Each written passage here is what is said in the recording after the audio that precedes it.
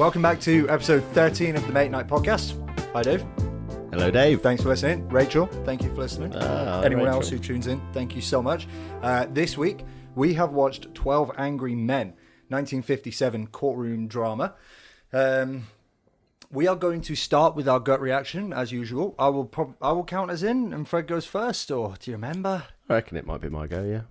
You go first. Yeah, I'll go first. Okay, we're going to rate out of 10 in terms of how much we enjoyed it, down to one decimal place. This is just purely a subjective ranking based on what we thought of the film. Are you ready?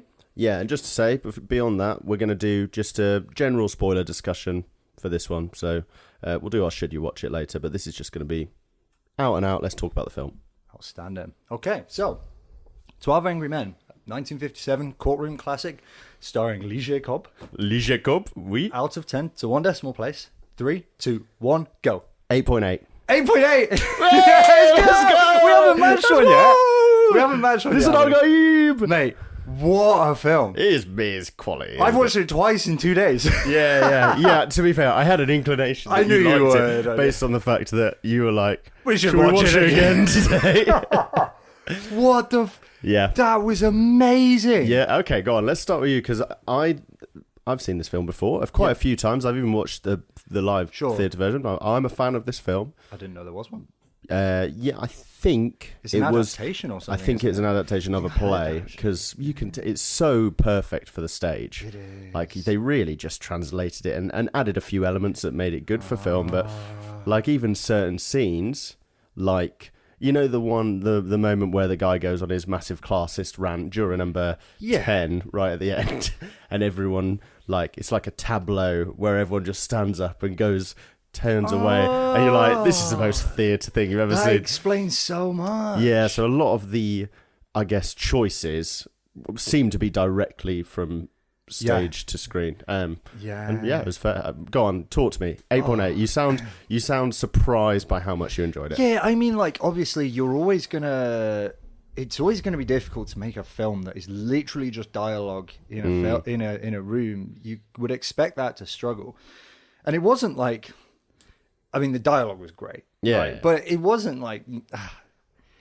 I tell you what was really cool about it was they just set out the stakes in scene one. Like, they just went, these are the stakes. Yeah. Go into a room and just hash it out. And the stakes were really, really high. And then it was like retribution. There was some unbelievable moments. Yeah. They were just like with the knife. I knew you'd say the knife. And there wasn't even, after watching it today, that wasn't even the best one. There was one where, there were a couple where juror number 3 just like walks into a trap. Even if it's not quite a trap, I wasn't sure it was on set. I think it was literally just an organic moment within the story. Yeah.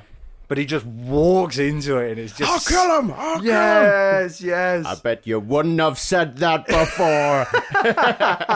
I bet you wouldn't really kill me. I noticed something. Does your nose hurt? You know what, actually, on that, relevant to just us taking the piss out of the different characters, I've literally, because I've seen this a few times, I had a chance when we just rewatched it then, to take a few notes. And first thing, like that opening shot of the jurors, I just thought, like, the film is so memorable that each of their individual stories, like there are 12 individuals in an hour and a half film that are fleshed out to a point where you all understand a bit about their characters, their motives, their backstories. It's crazy. Like, even juror number 1 is probably the worst fleshed out one right at the end, where you remember him though. They decide to, you know, when we were saying that was the worst story I've ever heard in my life, when he talks about was that what they were doing character building? Well, if you notice, every single person had at least a bit. The only ones who they didn't really flesh out at all were juror number 8, the architect, the lead, Henry Fonda's character, and the elderly man. You knew about his character as the a elderly bloke. Man, I spotted something. That guy. Okay. They don't really talk too much about his backstory outside of him being old and observant and having 20/20. 20/20. Never had a problem with my eyes. You look like you've got a real problem with your face there. I don't have any problem with my eyes.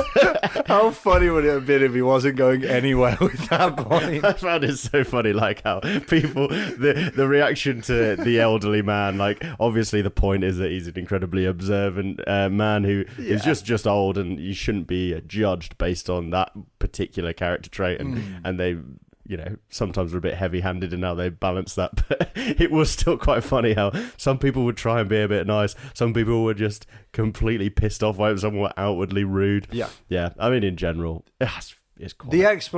They had... You're absolutely right. They had 12 very interesting characters. Yeah. And the trapping them in a single room and it just being dialogue wasn't a constraint. It absolutely was part of what made it so amazing. Yeah. And because they were trapped in this pot boiler situation, where this is a pot boiler, isn't it? This is the bit. first pot boiler we've done. It is a bit, yeah. For long-term listeners, I don't even know if we ever mentioned it on a released episode. Jamie thinks he knows something about a type of genre referred to as a pot boiler. Yeah. Which, would you like to describe what? Yeah, a pot boiler is? I mean, our listeners know film pretty well, so they'll know what they are. But for those who don't know film that well, a pot boiler is basically where all the characters are trapped within a singular setting, and the tension builds and builds and builds until it boils over, Like a pot. like a pot. And I remember Jamie convinced me that this was a real thing for a long time, and it was a real thing.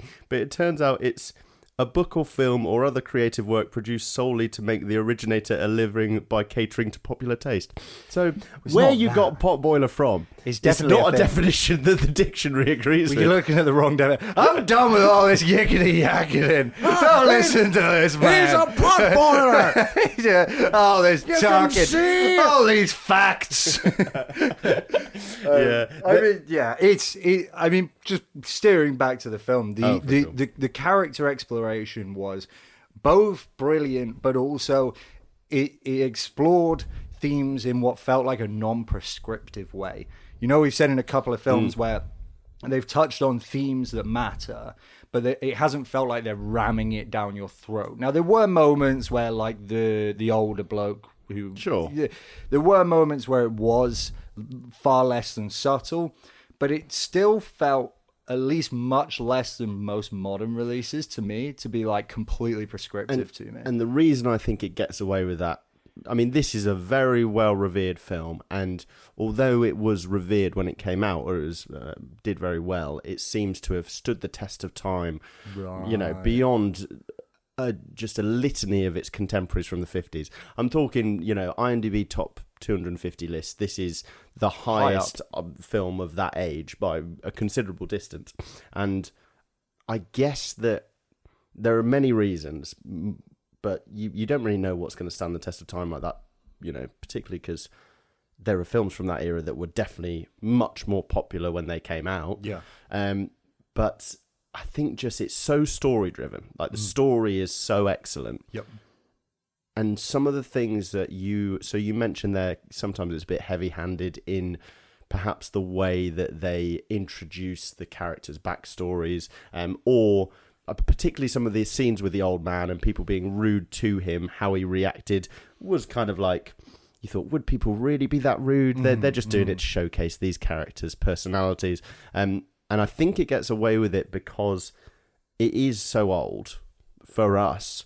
It's forgiven as kind of of the time, and almost adds a bit of charm to the experience watching it. I was willing to forgive a lot with this because of the fantastic story, and some of the characters were caricatures and some were not. And to be completely honest with you, upon reflection, it actually, forgetting such an amazing story with so much character depth and such high stakes done within 90 minutes and explore that much of the characters' backstories was unbelievable. There is no way they could have done any more whilst keeping it to such a fantastic, brilliant...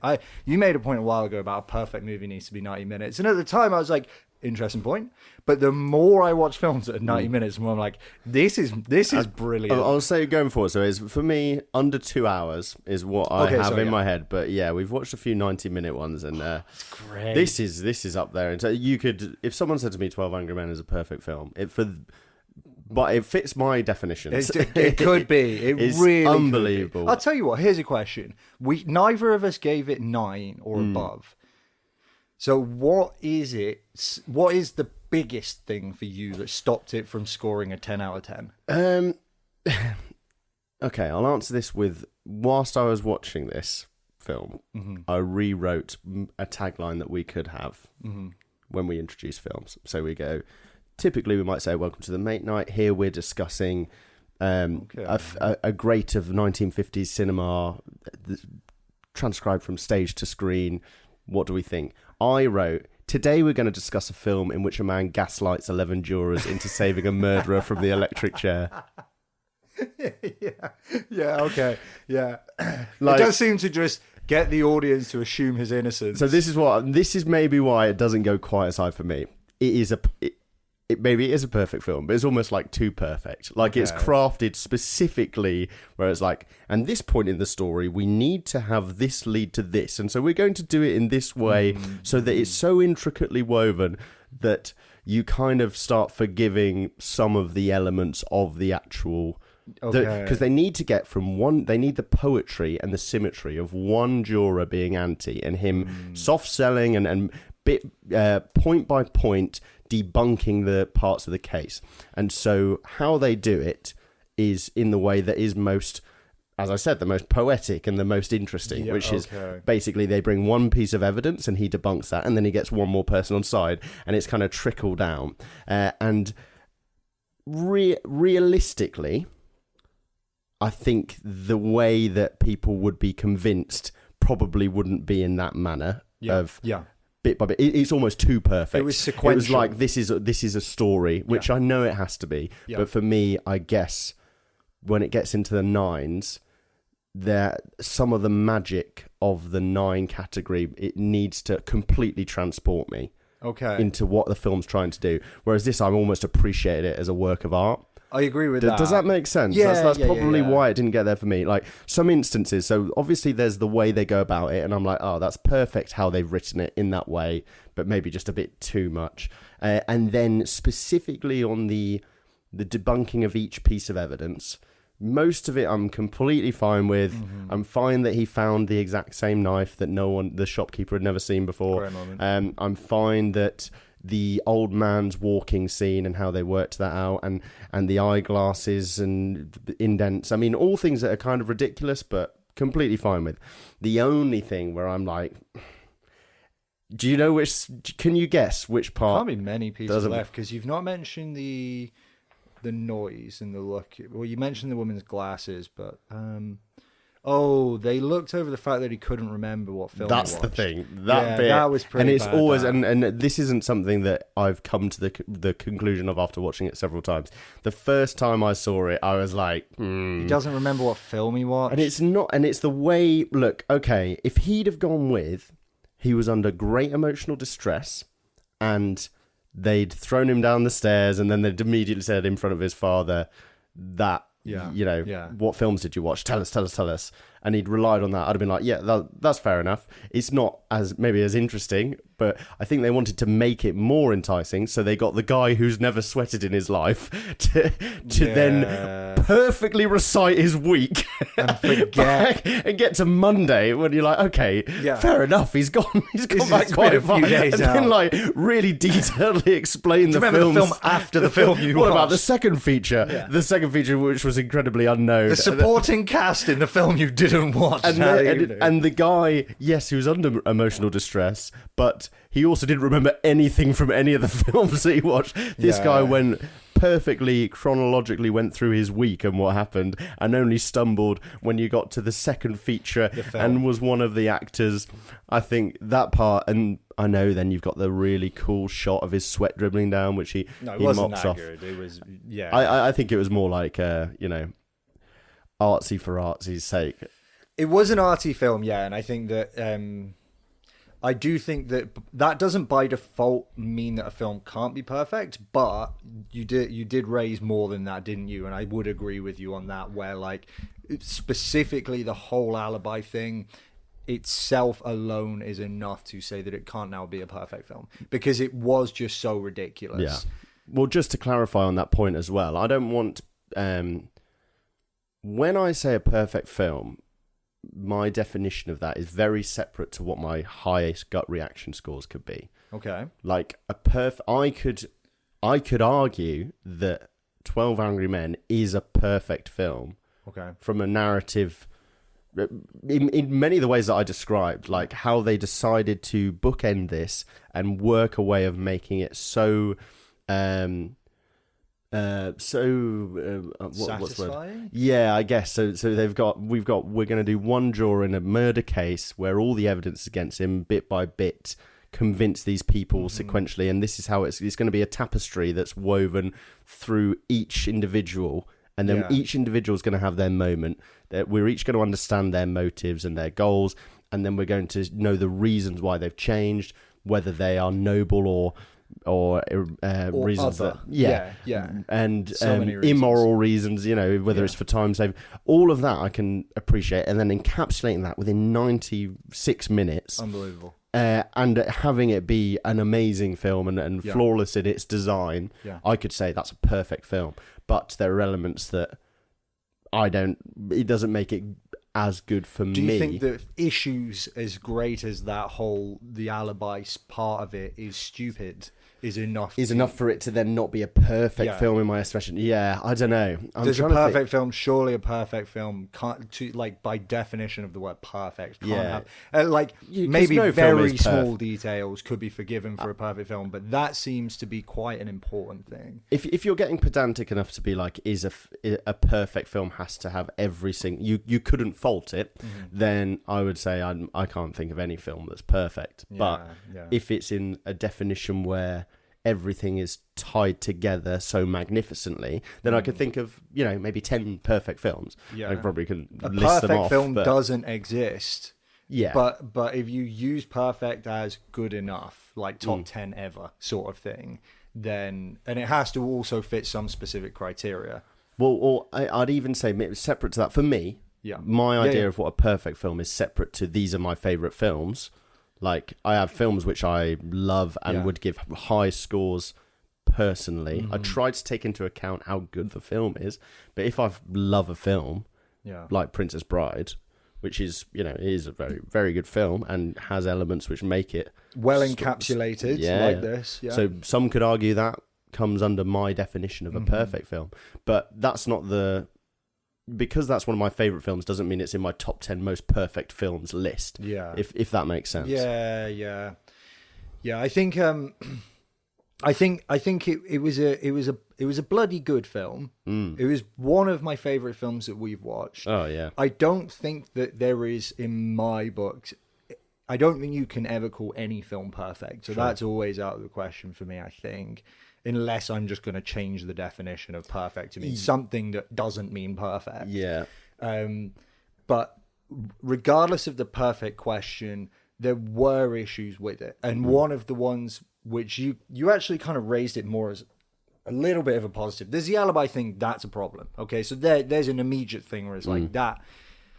It is ridiculous, right? That he would not remember that. Like, I mean, come off it. Come off it, mate. Really? Like, really? Anything. Give us anything. Like, okay, fine. He perfectly remembered them in court 3 months later. Yeah. But the I think for me, narratively, this story is unbelievable, and yet for me there is a kind of profound issue with something with it, and it's something that you referenced where it's the sequential working through the jury. Obviously, I had to come up with something that I would change, and it's to do with this. Okay. But in short, it feels like after the third or fourth have been convinced, there's no kind of, it's obvious where it's going. Yeah. There's such a clear pattern that it immediately the stakes are then completely devalued, and so. Like, one of the things I was really trying to understand about why is this an issue and how do you fix it is when you write a story, one of the things that you'll notice a lot is they will have a moment before the resolution, the climax, where it feels like all hope is lost. And there was none of that. And so it basically just went through this sequence of overcome one obstacle, then overcome the same sized obstacle, then overcome the same sized obstacle. And that just happened the whole time. What were brilliant stakes then completely devalued for me. Yeah, and I think that's why it's something that's easy to appreciate, because you go, it's obvious where it's going. After the maybe not after the first, where the old man goes, he didn't change his vote. I did. What is hell with that shot? Sorry, carry on before. Him just randomly the close. It like zooms in with like a crazy zoom lens, so you just have his face in the camera. Oh, there must be some other ones that I've got on here. Sorry, you were saying something though. You were saying attention, maybe. Sorry. Another weird one. Mate, there's so many quality lines in this. So you know where it's going. Maybe not after that one, but the second one, so after that is juror number 5, I believe it is, the one who grew up in the slums. Yeah, okay. I think that's got to be 5 if my counting is correct. Yeah, because he's not the one next to juror 3, who's the kind of main problem. Juror 4 is the one who's like, oh, I don't sweat. Yeah. The one who drank the cup weirdly. Yeah. Did you notice that? Yeah, it's just like... He didn't tilt his head back at all. He was trying to bait me in there. He did. Yeah. Sorry, go on. I don't even know why I tried that. I'm shit at impression. He did an excellent job. That is just a great example of the number of outrageous lines there are in this film. Everyone gets a moment where they have at least one. Where you're just like, holy shit, yeah. Yeah, and so when Juror 5 goes as well, so you go Juror 8, Juror, it might be Juror 9 is the old man, because he's next to him, isn't it? And then Juror 5 goes, and then you're like, okay, so we know where this is going. It's almost like the writers have said, or writer, I apologize, I don't know who it is, but this is like the writing exercise I've set in front of myself.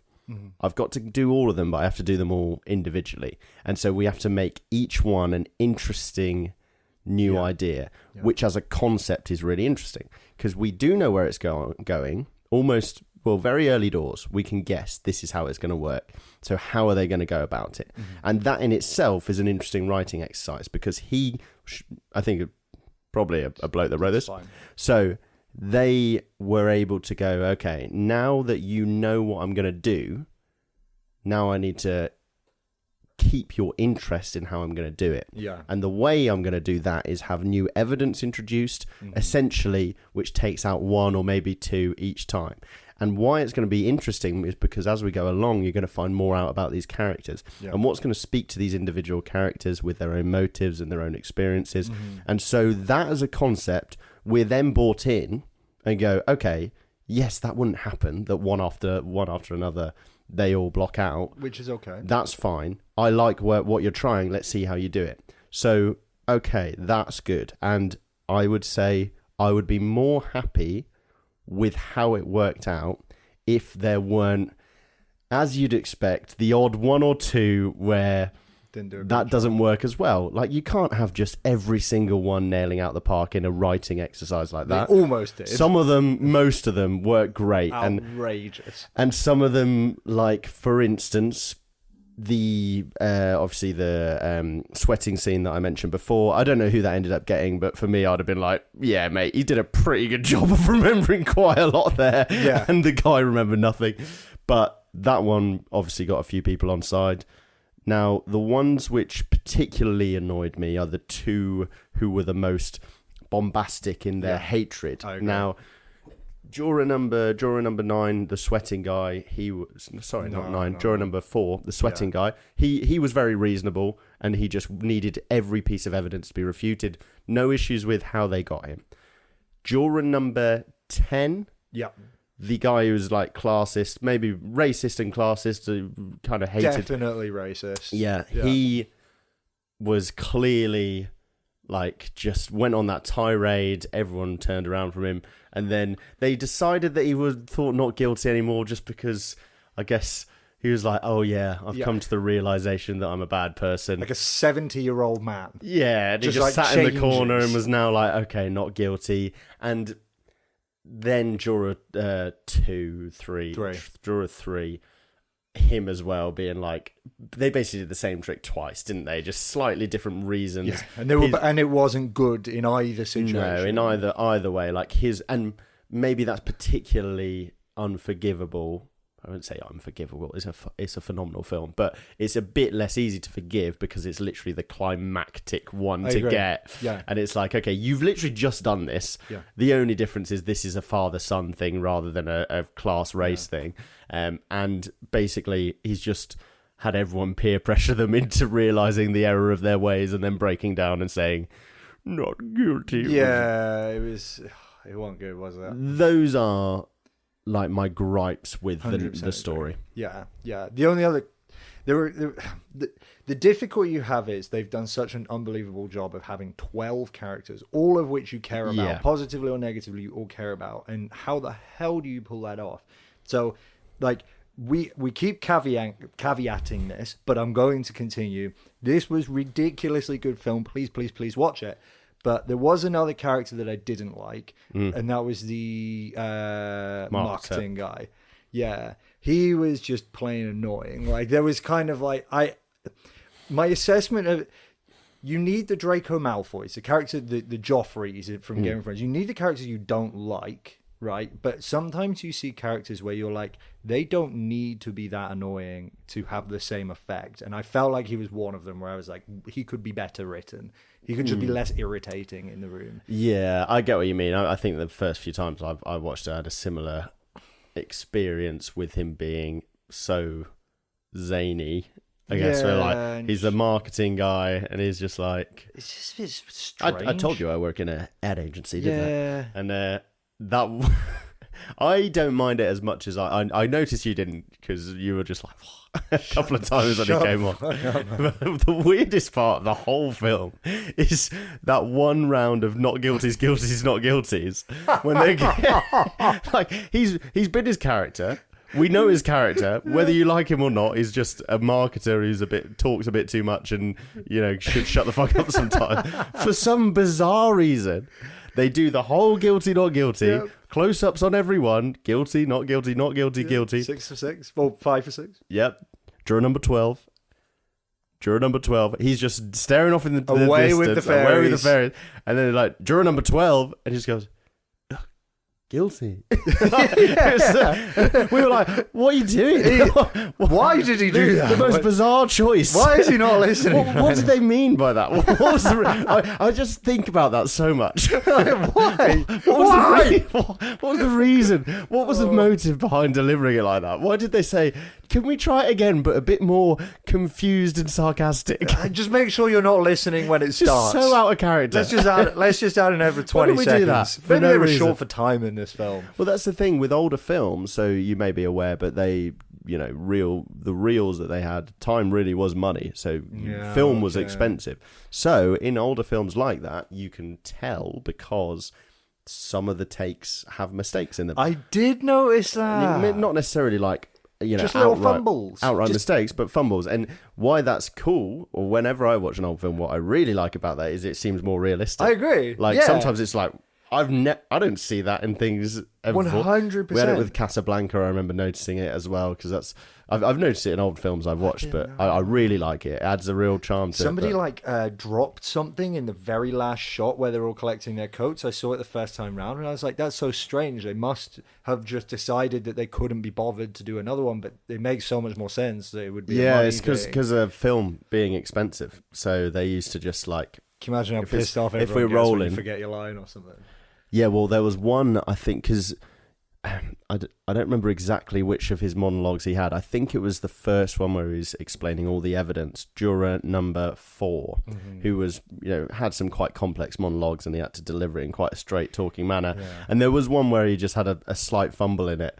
And I was thinking, it's annoying. It must be annoying for him, because his character needs to be so precise about things, and he did cock up slightly, but... I mean, all in all, look, we can't help ourselves but just relentlessly be really horrible about any film if we talk about it long enough. And I feel like we should try and steer it back. We gave it 8.8. This is like up top 5 we've done easily. And we have been doing like Chinatown, Godfather. Like we have been doing films. Jaws. We have been doing some of the greatest films of all time, and it is easily up there with them. Yeah. Did you get a Shawshank Redemption sort of vibe from this narrative at all? What makes you say that?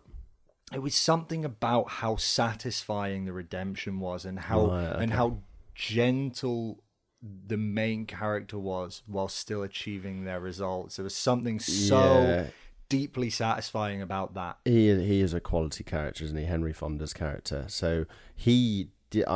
It was 12 Angry Men. I'm going to misquote, but he didn't like watching any of his films. Okay. He didn't like watching his performances. So at the premiere, what he used to do is just to show up to the premieres and leave.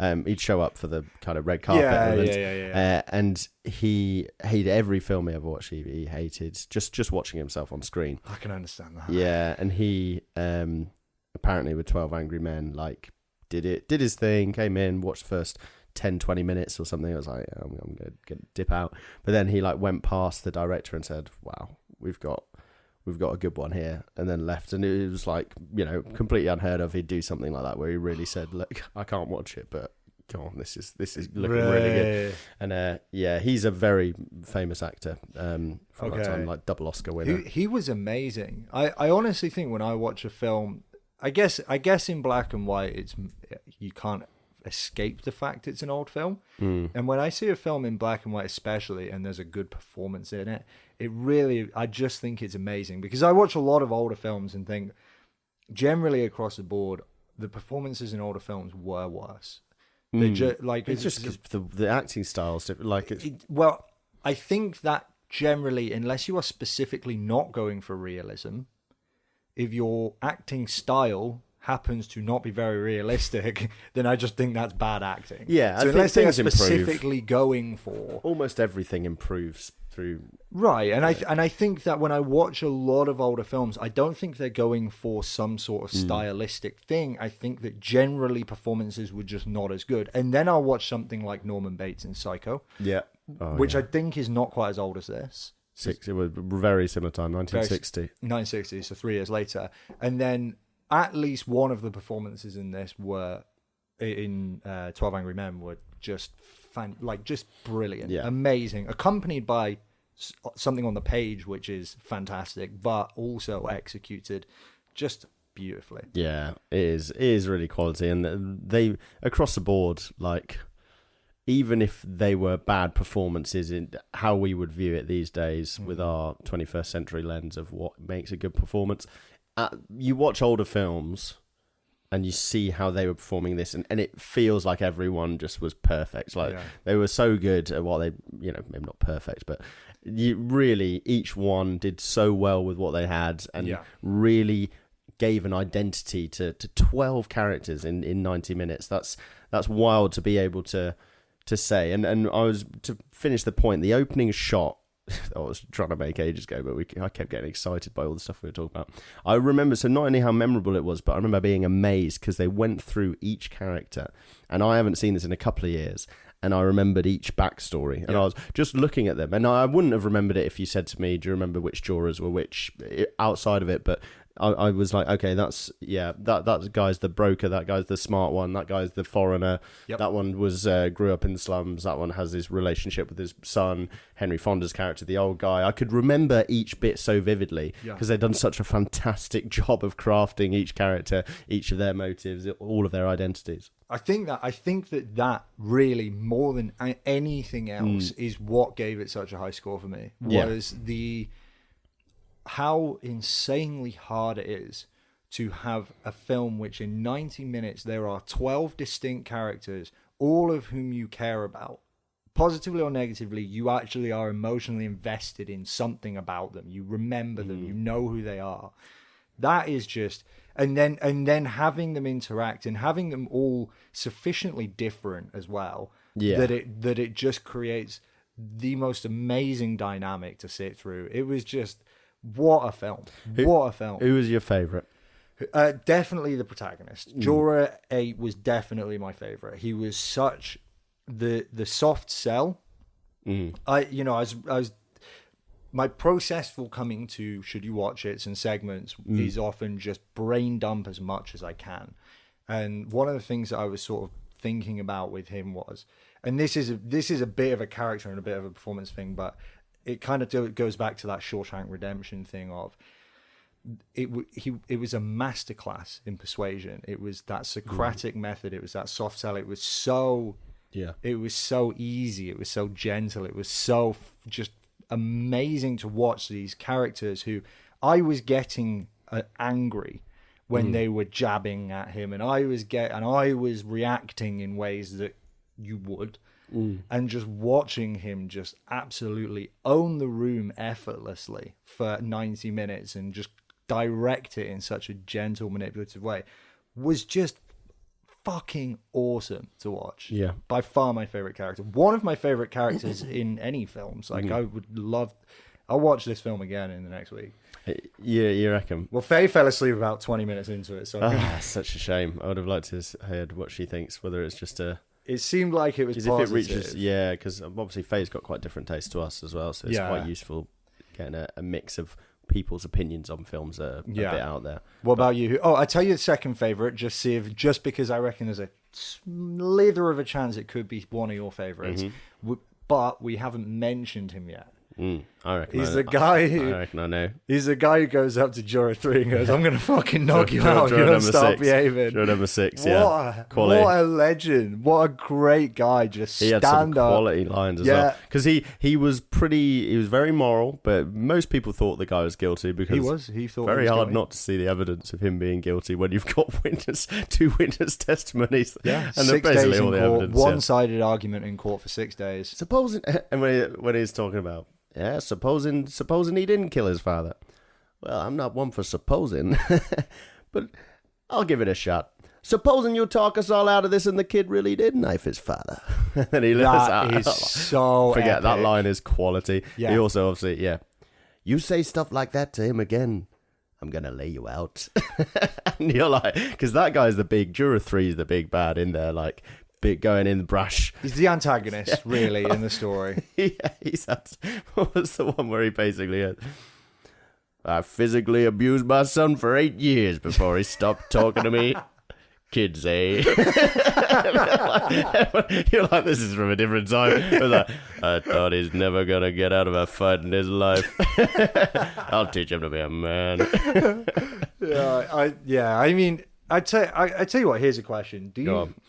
The shortcomings of the film in terms of those characters were the kind of caricature juror number 3, the classist one, juror 10, I think he was. Do you think that you could write something that didn't have those completely ridiculous characters? Yeah, as you were asking the question, I was thinking they had to be like that, didn't they? Because the memory from this most recent time I've watched this that is the most indelible, sticks out to me, is that opening shot, me being like so surprised at how well I remembered each individual story.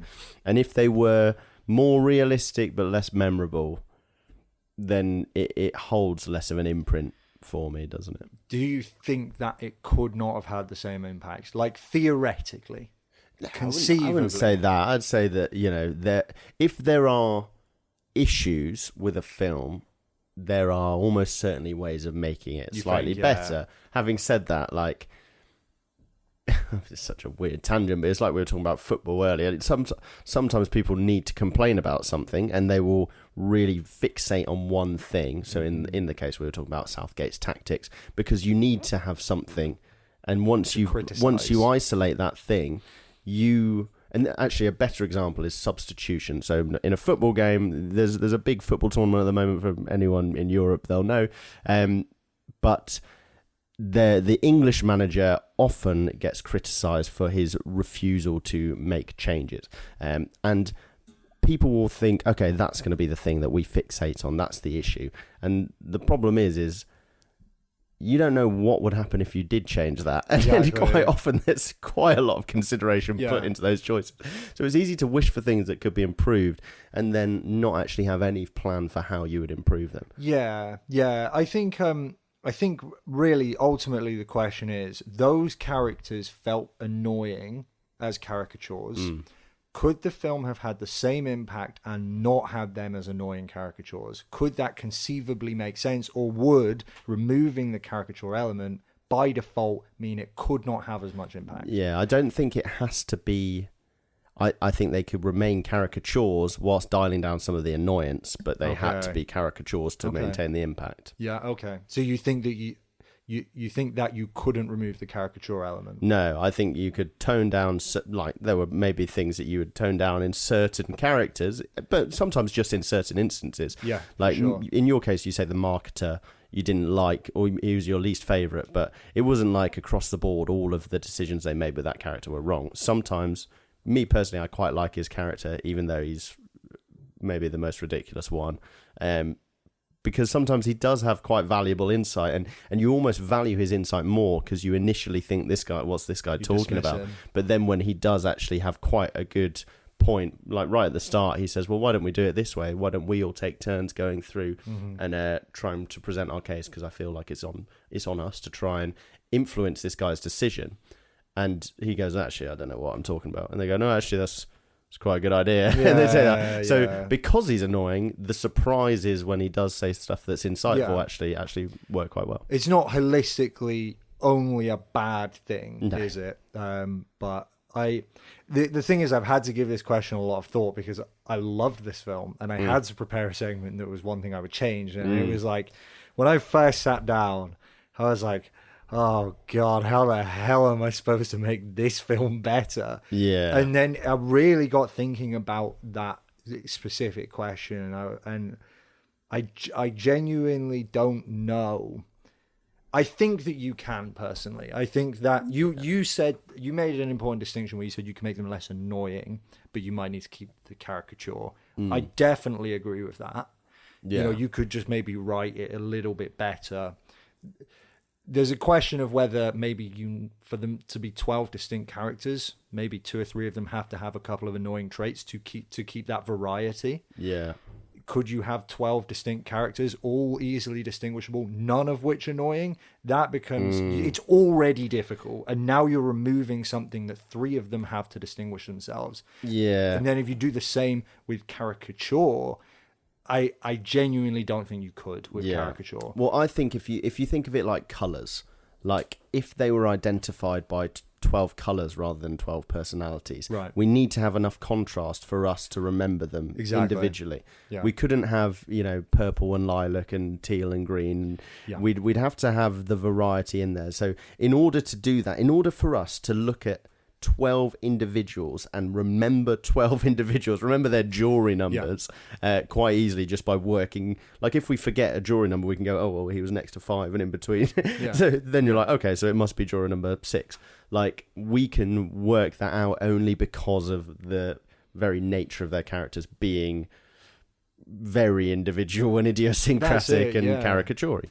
Yeah, so I don't think I think you hit the nail on the head. You could write them to be less annoying, potentially, but I'm pretty confident you would have to keep some of them to be a little bit ridiculous. I don't think that you could get the contrast required unless there was a reason why you didn't need each to be as individualistic. Sure, yeah. So the only reason you would want to do that would be if instead of being like, this is about 12 angry men and the 12 of them need to be identifiable and they need to have their own voice.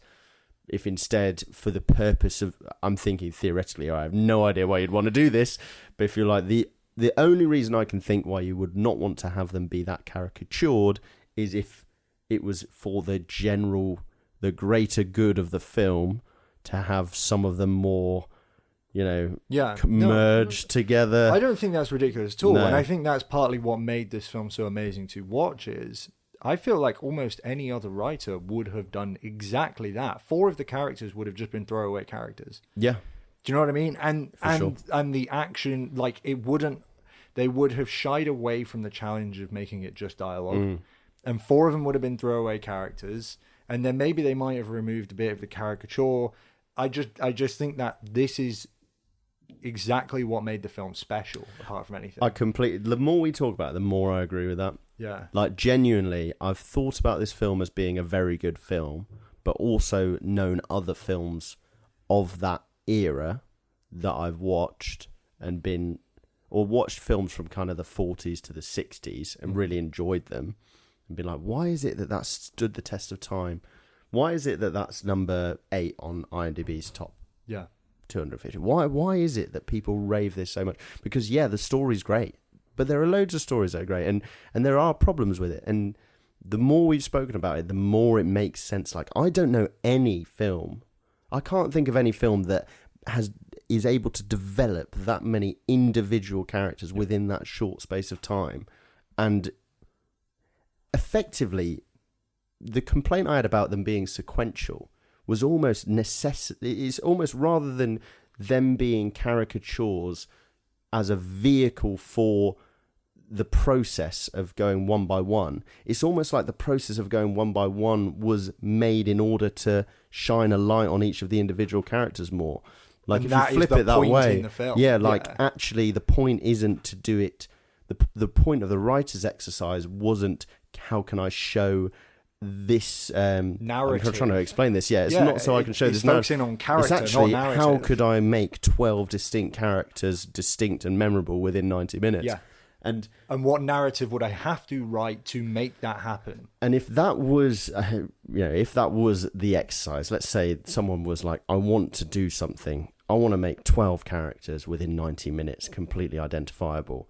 It would make sense, because one of the things I thought that was perfect for the exposition of each character was the fact that none of them knew each other at the start. And if you think that's the starting point, I need them not to know each other, because I need them to be able to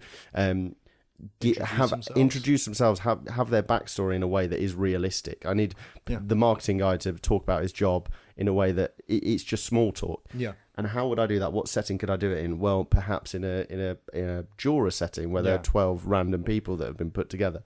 Now, what could be the reason for this? Obviously, it's going to be a murder trial. And then when you start to think about it, how would I get more out of the characters? Well, maybe we need to have a series of evidence that each one it can identify. Each piece of evidence can be used to then learn more about each individual character. And then to land on such a simple and yet fantastic premise where you've got one juror of 12 who is who wants to explore that. Let me just get that premise right. It's one juror out of 12 standing on his own, just trying to explore the idea that the guy might be innocent. A guy's life is on the line. Yeah. It's not like he's landed on a shit premise. No. Or she, or whoever wrote it. It's not like they landed on a shit premise. Like, they have, whichever direction they've gone from, they've either started and said, I want to somehow manage to make 12 distinct characters that the audience cares about, and then landed on a ridiculously cool premise, which I read the first line and was like, I'm sold the other day.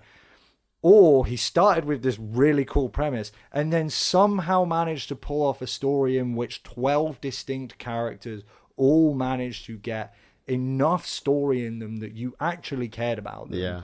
Either way, what a fucking film. Yeah, and everything added to it. With stuff we haven't talked about, like the music's great. Yeah. It like adds to the atmosphere. Obviously the casting's amazing. It's the only thing I can think of with a cast that big where if you were cast in a play of that and you had any of the characters, you wouldn't be like, oh, I've got a shit cast. Like, everyone has at least something. They're interesting. And one thing I just want to point out before we obviously wrap this up. Yeah. For the direction, one of the few things I do know about this film that's very interesting in terms of a directed standpoint is the shot selection's really interesting. For instance, right in that early scene when they ask him about there's 3 of them trying to decide how they're going to convince juror number 8, and one of them goes, all right, if the gentleman down there, and they talk about him, pointing at him, and there's 3 of them turn, and it's literally just all of them looking down the camera. Yeah. And it's just really like out of nowhere that they're actually turning to us as an audience. Very kind of like arresting, but interesting. And then the other thing that was really cool, so what they did throughout the film is they lower the camera angle from being largely kind of above them to being at eye level, and then right near the end the shots are kind of from underneath them looking up. Yeah, it's about the decision was to increase the tension, and the extreme close-ups start coming at the end. It's coming from beneath them, to really just emphasize the the pressure, atmosphere and the pressure, the eyes looking over the you, pot, the boiling of the pot, the tension rising to a limit, And it wasn't just because I think we discuss Sidney Lumet, right? We discuss direction. Usually we put that in our column when we're putting things in the files. Sure. But today maybe it's worth us actually giving a shout out to the writer as well. Finding out that one, because if more than almost any whilst film. You look that up, I mean, I think that we've talked to no end about the narrative and the way it's written, and it was obviously one of the most standout pieces of writing just ever. But you are not wrong. The visually, the directing, none of it was an accident. No. Every single shot was very, very interesting and very intentional, and there were the distance from the face was a really common one, and like you say, the height compared to it, and just setting it all in the same room, and it added to it. It wasn't just a great story with great music and great characters. It also had great visuals. Do you know what I mean? It really is a whole package. By Reginald Rose. Reginald Rose. Can you see if he did anything else? Bloody unbelievable. Reginald, what a great name. Unbelievable name, this guy. Reginald Rose. Reginald Rose, jeez. Oh my goodness me.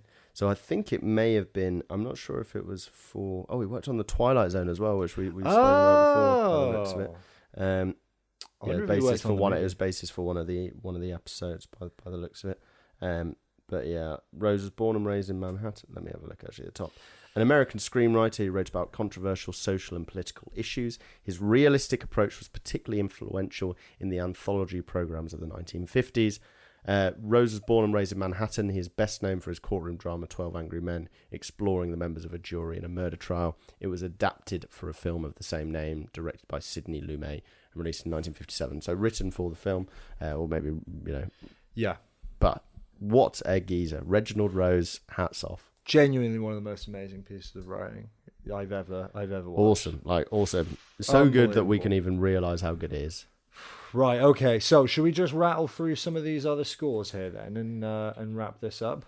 Oh, look at that. 8.8 each. Is that the only time we've ever landed on the same one together? Wow. I actually ranked mine gut reaction from best to worst. And so there are 4 films it comes behind for me in terms of enjoyment. Chinatown, Apocalypse Now, Godfather, and The Thing. That's it. It comes ahead of Heat, which after fucking tearing it apart for 2 hours probably, I regretted my score a bit. Jaws, which one of my favourite movies of all time.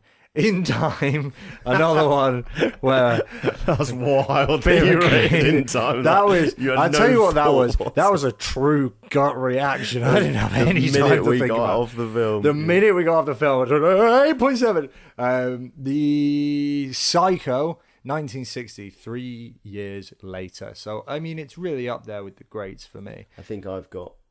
We can see directly where it is now. I've got 8.8 more 9, so it's 5 for me. Princess Bride. Oh, it's 5 for both of us. That's cute, isn't it? That is cute. Have you never done a? Oh no, sorry, yours aren't ranked anymore. I've done 9.1. Your 9.8 is absolutely outstanding. I respect that. Maybe I need. You've done boldness. 2 9s. You did a 9.0. What's that one? Apocalypse Now. I tell you what, should we do this off camera? We'll roll straight onto the critical score section. So this really is where we try to dilute our gut reaction score out a little bit by trying to give an objective ranking of the quality of the production of the film. So we will always try to take the age into consideration. We've got 7 categories: plot, character, dialogue, performance, visuals, sound, and genre realization. They all are 10. I mean, this is gonna mop up. I mean, this literally could be one of the best. So we'll start with plot. Now, I guess the easiest question to ask is there a reason it doesn't get a 10? I meant to go on clock, and I went on calculator without thinking and just put 10 into the calculator. I was trying to go through my time as well. That settles it. Was exactly, obviously, Freudian slip. My fingers Freudian slipped. So, no, plot 10. Do you know what? I think if you want to know why we've given plot a 10, listen to the last 45 minutes of conversation and you will see it. This is like... So this, critical score-wise, we spoke about this being a perfect film. This is where it'll benefit. Like, 8.8 is really high, but we've given higher scores. Mm-hmm. But in terms of, like, just individual points of why this film is good... Like, across as objective as we can be, it's going to be so high. And I mean, the immediately following plot is character. Is another 10. So it's very easily a 10. Then there's dialogue. 10. 10. Performance. All right, let's go. Let's knock it down a peg. 9. No, there are a couple of... I think character is completely fair to give 10 to. And dialogue, I mean... Yes, some of the dialogue's a bit stagey, but it's so fucking... We love hard-hitting lines, don't we? Yeah. Hard-hitting lines do it for us, and this is there. And there were so many of them, and you cannot possibly be giving this many high scores to a film where it is literally just conversation and then not give dialogue a 10. Yeah. It is only dialogue. What are you, a nonce? Sorry. Character. All right, I think there are a couple of characters that weren't quite as good. So characters, the first, the head juror, I don't know what their names are. The foreman, he was a bit weaker than the others, and I think juror number 2, character or performance, performance. Sorry. Yeah, okay. No, actually, performance. I don't think the performance of the foreman was that bad. Character, it was fine. It did its job. I wouldn't use him 2, as a reason to knock anyone down. Juror 2 remind me. Oh, he was the clerk. He was a. Oh, I suppose it could. It was a bit interesting. You know that guy. Could he have done a better job of that? I think he was just a bit. Is that a thing on paper problem? Or... I reckon it could have had just someone who was it was just a weird guy. But he had to be memorable. Is what we were saying. Did have to be memorable. We were saying if you have to have some caricatures. Yeah, but I still think he could have been memorable. I don't know. I don't think it's a 10 for performance. Do I have specific reasons why? Okay. I definitely think. I thought what, Lee J. Cobb was not very good. No, he wasn't a 10. Is it pronounced Lee J. Cobb? We started that. How is it? Because I told I told you this guy's called Lee J. Cobb when we did The Exorcist, and then I was like, he's in another great film, 12 Angry Men. You went, it sounds like he's a French Jacob. And ever since then we've gone Lee J. Cobb. Lee J. Cobb. How do you say it? That's his name. Lee. The name is Lee J. Cobb. Lee Cobb. He's a fucking con. So Lee J. Cobb, he wasn't great. The monologues, there were some real monologues which were basically just chewing scenery, weren't they? So his angry monologues and the racist guy wasn't. I'd say. But other than that... I feel like... Here we go, right? I feel like the performances that were bad, for me, could have been accounted to what was on the paper. And so really, we should talk about character and performance together and say, you could not have both of them as 10. At least one of these has to be knocked down. Yeah, I think character 10... Okay.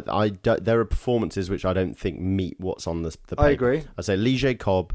I could take or leave. And when I say these, by the way, they're still good. I'm not saying these are bad. Yeah. But they're a bit of a step down from this. It has to be a 10. So Lee J. Cobb. Juror number 2, I get your argument of maybe he just is such a weird character. It's just the character, he has to maybe. be a bit weird. I think we have to say it. The old man. What? What are you trying to say, Fred? Attention, maybe. We don't have to say anything. It looks like those glasses are hurting you a bit, Clarice. It sounds like Hannibal Lecter. Does your nose hurt? You've got some pretty horrible indents in the side of your face. I wish there was a deleted take where he just went nowhere with that whole nose comment. If he just derailed the conversation. If he just picks up another like fault in his appearance. Looks like you're balding there. Is that your point? You're supposed to talk about his nose. How were we rolling?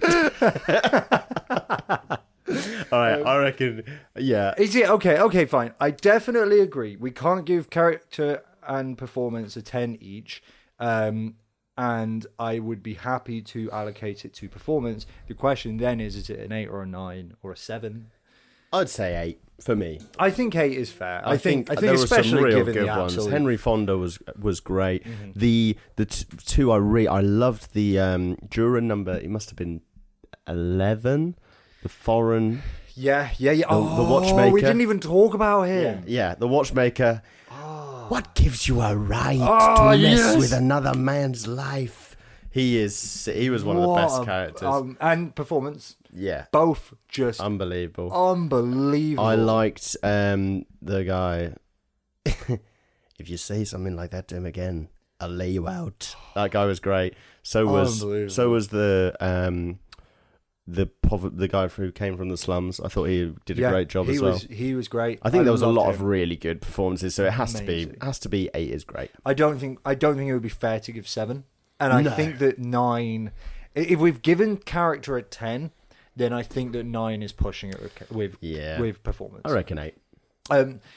Here's an interesting one: visuals, because it wasn't especially challenging. It could never be a 10 or anything. It's something that you can translate to the stage, which I think for visuals within cinema, it's got to be pushing the boundaries for it to be really high. Like, it's got to be pushing the boundaries of what people are able to do. And I say kind of this loosely, but I'm more saying, I'm going to say, effectively anyone could have filmed it or shot it.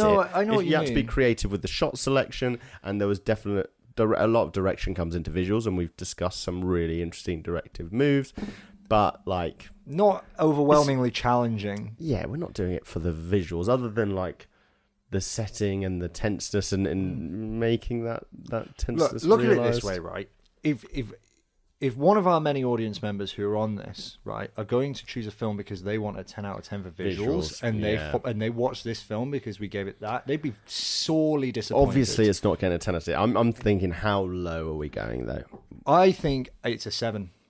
I don't think he did anything wrong, and I don't think he particularly had any challenges. I think he just did his job well, and that is a 7 for me. 7 is good. Yep. And it was good.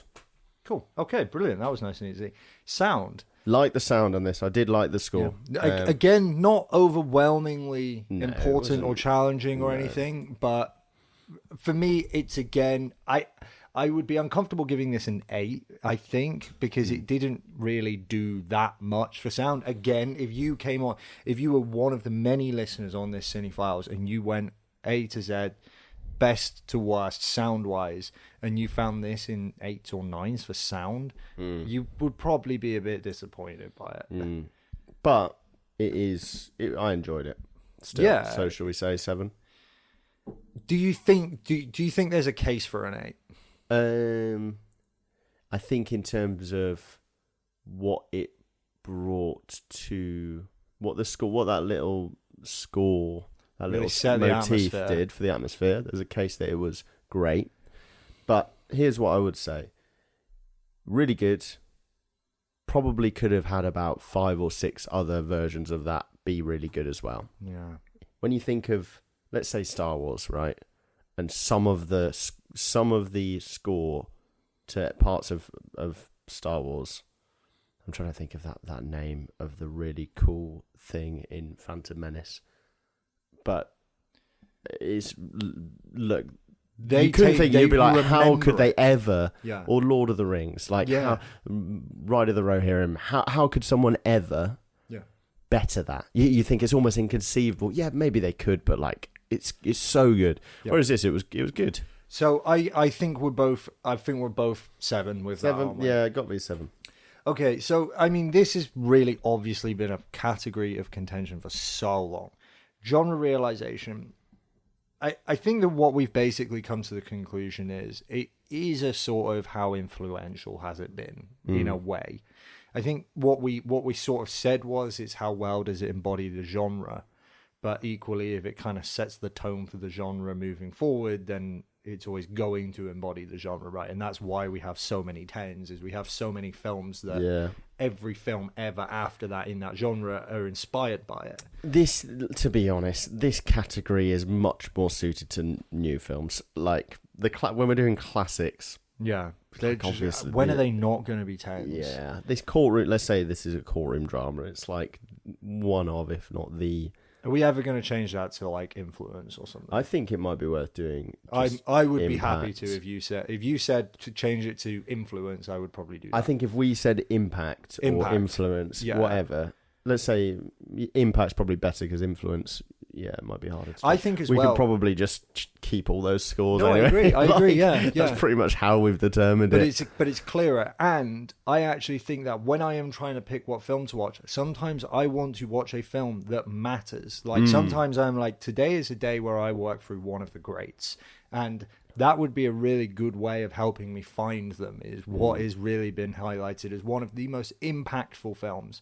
Now, the only thing that I would say is, if a film comes out in 2024, right now, how do we handle that? Because we could base it off of box office, first 4 days box office, potentially, and then at least we kind of have like a bit of an idea of how much impact it has had. Well, if we do impact, then maybe we change it for influence and impact. So we set a limit of like, if it's within the last 5 years, we can say impact, and that would be just how much of a buzz this caused as it came out. That's like a contemporary score. And if it came out before, then we can say influence. Okay, yeah. For tidiness' sake, I'll just pick one. Yeah, but let's say in our heads that's how we'll what work we're talking about is how big of a change. Let's say Barbie would be like easily a 10. Easily a 10. In history, it might end up not being that. But for what it did, Barbenheimer. Yeah. So we'll just say that's our differentiation. I think it just wants to help people find the films that are the most important. You know, that's really it, isn't it? So this is actually quite hard for 12 Angry Men, because while I think people would say it is one of the best films of all time, would they say it's game changing or well known or influential? Yes, it is well known and it's standing the test of time. But how much did you know about it? Okay, here's what I'm going to say. I think I would be pretty confident giving it a 10 for this. Okay. And I think that it would be... I think that any director that is making a film at the minute has seen this film. And is probably at least a little bit inspired by some part of it, even if they don't realize it. Like, everybody who watches cinema is likely to have watched this film. And that alone, I'm confident in saying that, and that alone, there is no way that somebody who is in the cinema world has not seen this. Okay. All right. Well, I'm happy giving it a 10. I think whatever give it. It hasn't had a 10 for like 3 scores, so give it another 10. Oh, I can't wait for this. Yeah, this is going to be real high. This. Okay, so close your eyes, look away. I'll read it out. Hang on, how can I just highlight it for myself? There you go. Okay, so 12 Angry Men, 1957, starring Lee J. Cobb. Change that to Henry Fonda, by the way. Did you just put Lee J. Cobb because he's the one that... He is the star. Okay, fine. Henry Fonda is 100% the star of it. We're just doing it for a bad Lee J. Cobb. Fucking hell, Henry Fonda. Right. 12 Angry Men, starring Henry Fonda. Starring Henry Fonda. Yeah, Henry Fonda. What is his name? Henry. Yeah. Fonda. Okay. Fonda. I just realised I'm not looking at it. You just heard me delete ER off the end. Okay, so 12 Angry Men, 1957, directed by Sidney Lumet, starring Henry Fonda, written by Reginald Rose. Reggie Rose. Rated by the Mate Night Podcast in 9 different categories, 2 of which are how much Fred enjoyed it and how much Jambo enjoyed it. And then plot, character, dialogue, performance, visuals, sound, and the new score, impact. So, without further ado, Fred rated it an 8.8 out of 10 for gut reaction. Forgot the word there.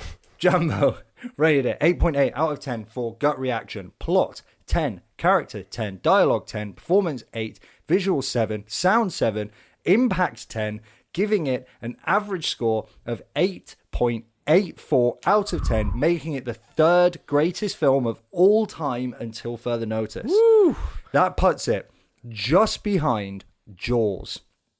It gives it the 0.02 out of 10 higher than Dune Part 2, and followed then behind by Team America. We need to do more films. We need to do more films. do more films of it. Listen, right, if you're listening to this, this is a ridiculously good film. Great film. You Watch should, this if you film. haven't for any reason. I mean, if you're this far through, we're you going probably to do don't need to we'll do bother. a should you watch it. We're going to do a should you watch But it. this is for people who Oh like my this God. film, want to know what we thought. We both really like this film. Thank you so much for listening. Thanks, Dave. Cheers, guys.